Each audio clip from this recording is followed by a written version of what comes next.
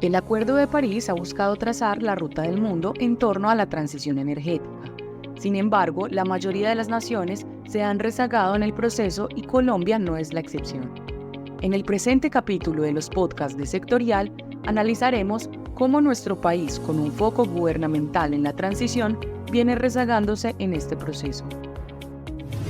Para poder cumplir los objetivos en cuanto a mitigación y adaptación al cambio climático que se esbozaron en el Acuerdo de París, nuestra matriz energética a nivel global, que hoy pesa el 80% en lo que tiene que ver con no renovables, tendría que disminuir al orden de un 33% para el 2050.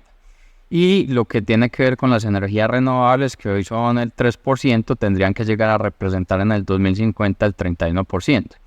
Esto es un tema bastante complejo, necesitaría, por ejemplo, acuerdos entre países en un mundo que está bastante fragmentado y necesitaría acelerar nuevas tecnologías.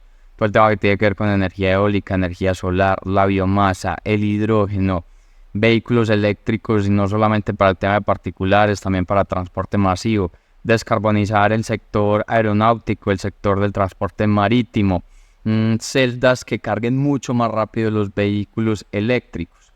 Si eso no se materializa, es probable que de aquí al 2050, pues lo que tiene que ver con energías no renovables, que es el 80% en la actualidad, terminará siendo el 72%. Lo que son las energías renovables, que es el 3%, terminará representando el 9%. ¿Cómo lograr entonces esos objetivos del Acuerdo de París hacia el 2050? En Sectorial construimos diariamente la central informativa del sector energético, que te servirá para tener acceso en tiempo cercano a contenido económico, empresarial, de perspectiva regional y normativo del comportamiento de la energía en Colombia. Para acceder a este contenido, contáctanos a través de www.sectorial.co. Pero hay un elemento que necesita de manera importante pues la inversión, y para eso se necesita el tema financiero. Y ahí empieza a surgir un concepto que son las finanzas verdes. De hecho, cuando se analiza los impactos o lo que han pagado las aseguradoras por impactos que tienen que ver en cambio climático, entre el 2017 y el 2021 eso se incrementó en unos 95 billones de dólares.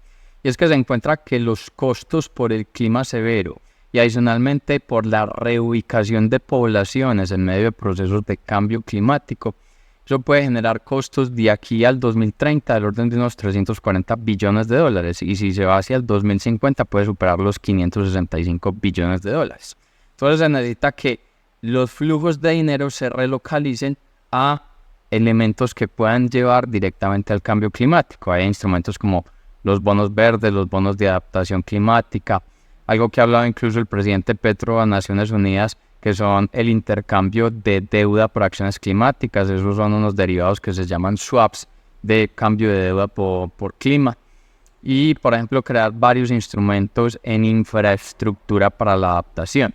Eso podría conllevar a cumplir esos objetivos.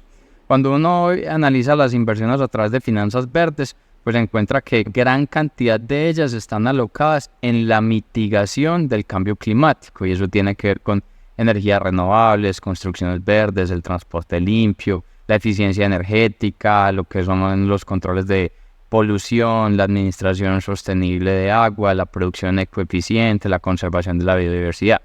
Hay otras inversiones relevantes que van más hacia la adaptación. Eso tiene que ver con acceso a servicios básicos, las mejoras de vivienda, lo que tiene que ver con seguridad alimentaria. Donde tal vez faltan más elementos es en el frente social, porque se han hecho algunos aspectos, pero van más hacia la adaptación al cambio climático.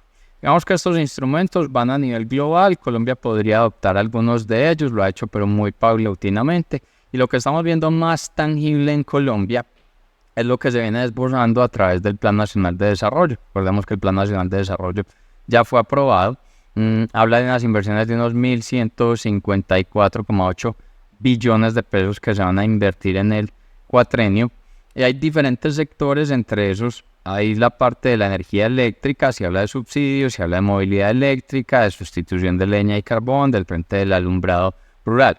Específicamente donde encontramos los temas como prioridades para inductor a la acción climática, y una de esas prioridades tiene que ver con las energías renovables. Se habla de unas inversiones de más de 100 billones de pesos en un programa que tiene que ver con producción y transformación y adaptación climática. Básicamente lo que se dice es que si se hacen reconversiones en sectores, se hacen transformaciones en sectores que vayan directamente a la acción climática, pues van a generar unas inversiones ahí relevantes. Un segundo elemento que tiene que ver con estabilidad macroeconómica, donde se invertirán más de unos 80 billones de pesos, y tal vez el elemento más tangible ahí frente a la acción climática es el Fondo Colombia Potencia Mundial de la Vida, que básicamente destinará unos recursos para poder generar inversiones hacia transición energética, hacia más inversión en lo que tiene que ver con energías renovables. Cuando uno sigue avanzando en el Plan Nacional de Desarrollo, pues encuentras el elemento de seguridad alimentaria.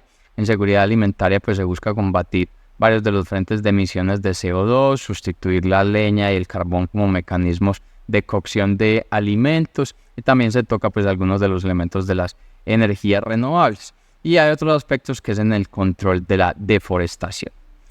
Si bien todos estos aspectos son importantes, lo que se está haciendo a nivel internacional, lo que se esboza en el Plan Nacional de Desarrollo, y adicionalmente cuando uno mira la matriz energética de Colombia, es una matriz bastante buena, pues piensen solamente hace cuánto no se presenta un apagón.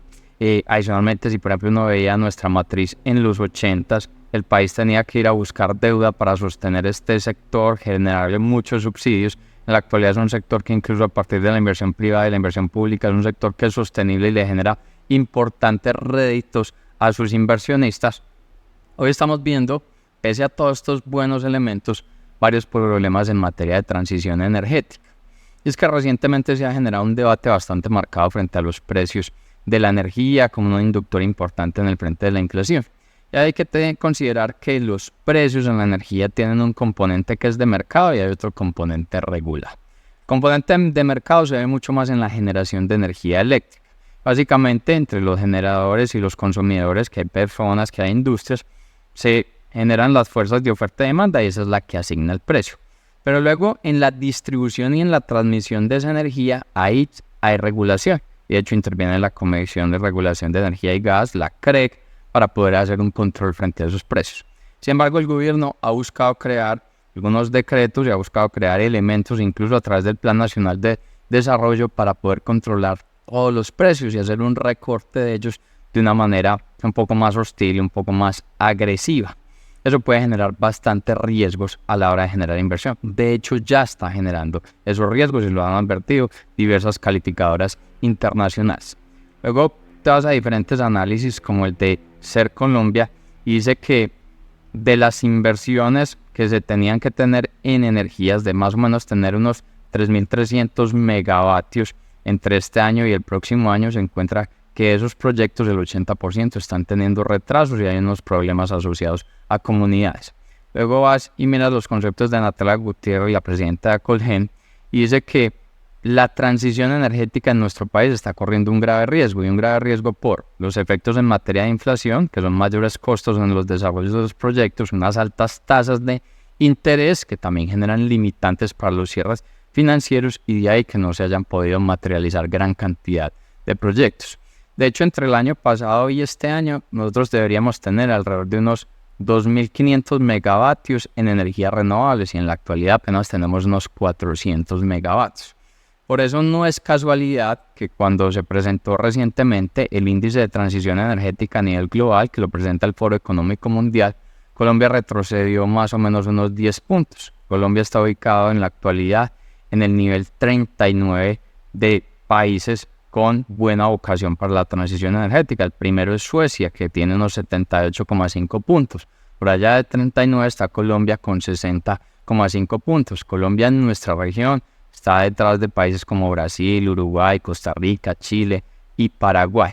Este índice básicamente mide la confianza que existe en la matriz energética actual, ahí le va bien a Colombia, y también mide la cantidad de proyectos que están entrando en el país para poder generar la transición energética, y ahí no le está yendo nada bien por los elementos que estamos reseñando. Es que al final uno encuentra que si uno de los aspectos que se busca es recortar el precio, a medida que tú estimules más la inversión en el desarrollo de nuevos proyectos en este sector, pues a medida que exista más oferta de energía a través de renovables, pues los precios van a disminuir. Estaríamos viendo que a futuro en este sector de energía eléctrica que reúne los renovables, pues veremos elementos asociados a los precios, a las comunidades, al tema social y la involucración de todo el tema de tecnología asociada a las renovables. En nuestro próximo capítulo tendremos el espacio de Llamen a un experto, con Felipe Noval, vicepresidente de Ciberseguridad, Jurídico y Cumplimiento en SoyYo, quien nos hablará de la ingeniería social como herramienta para el crecimiento del cibercrimen.